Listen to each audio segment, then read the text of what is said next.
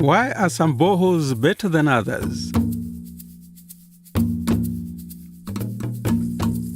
It's my job to repair hand pumps. It can be straightforward, but sometimes it can be more complicated.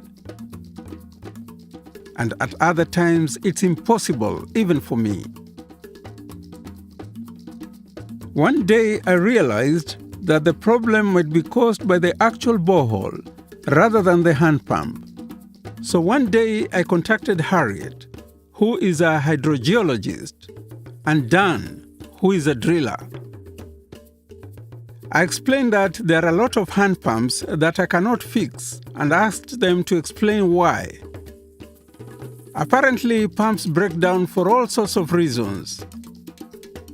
And to understand, you need to think like a detective as well as a mechanic. The difficult part is understanding what happens in the borehole. They told me to imagine that I'm very small and can see inside a borehole, just like a borehole camera. So what is a good borehole design?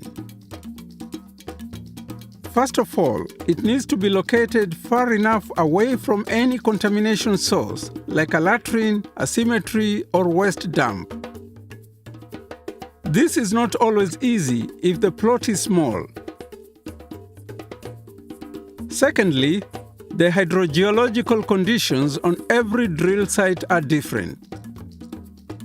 Good information from other boreholes in the area can help. Harriet says that means that even if a drilling specification is prepared, it has to be adjusted on the site. Thirdly, the materials installed need to be good quality. Casing needs to be thick enough. Dan told me that he once saw an inexperienced driller using a thin drain pipe. The well collapsed after just one day, but the driller had already left. Fourthly, the well needs to be deep enough, with a screen next to the part of the formation where the water flows in. The design needs to take seasonal fluctuations into consideration as well. And apparently, if the screen is not in the right place, not enough water will flow into the borehole. And if the slots are too big, then the well will silt up. Drilling sounds difficult. I learned 4 more things.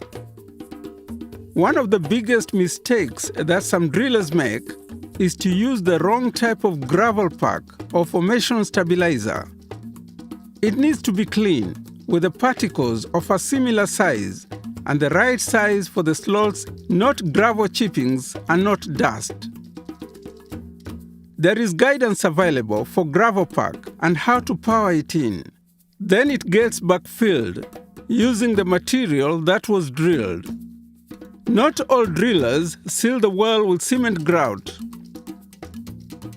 However, the well needs to be properly sealed to stop contaminated surface water from getting in.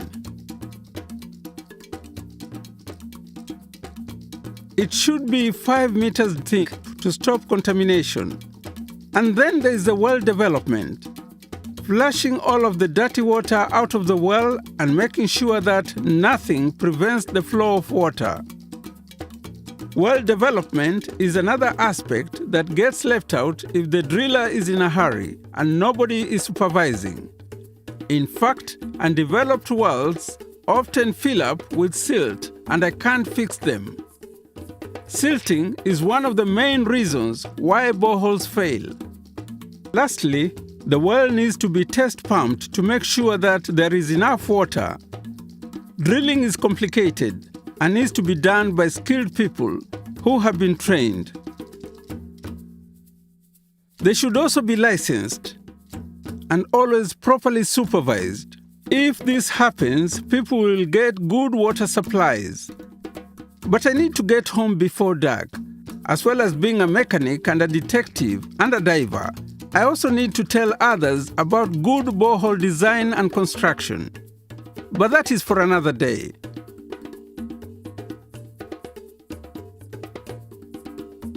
If you want to know more about borehole design, You can download a book called Developing Groundwater from the Practical Action website.